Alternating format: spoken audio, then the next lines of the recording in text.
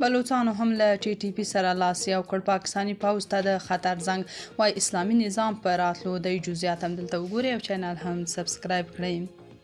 تحریک طالبان پاکستان وایي چې د بلوچستان له قلات او مکران څخه د شاهد عمر بلوچ په مشرۍ یوه بله وسله ډله ورسره یوځای شوې ده. په دې وروستیو کې له ټي ټي پي سره د نورو وړو ډلو د یوځای کېدو لړۍ چټکه شوې ده. افغانستان انټرنیشنل پښتو ته د ټي ټي پي له لوري په لیږل شوې خبرپاڼه کې راغلي چې د بلوچستان له قلات او مکران څخه د شاهد عمر بلوچ په مشرۍ یوه وسله ډله ورسره یوځای شوې او د دغې ډلې مشر د تحریک طالبان پاکستان له مشر نورولي مسعود سره بیعت کړی. خو دا یې نه دي ویلي چې د دغې ډلې د وسلوالو شمیر څومره دی او کله یې له دغې ډلې سره د بیعت خبره کړې ده. تر دې وړاندې هم ټي ټي پي په بلوچستان او وزیرستان کې له دوی سره د ځینو وسلوالو ډلو د یوځای کېدو خبره کړې وه.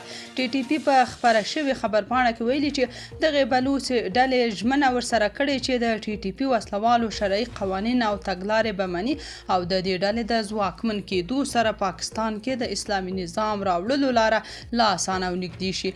تحریک طالبان پاکستان تر دې مخکې هم په پاکستان کې د حکومت له ټولو مخالفو ډلو غوښتي چې له دوی سره یوځای شي چې په دې توګه په ټول پاکستان کې اسلامي او شرعي نظام ټینګ شي.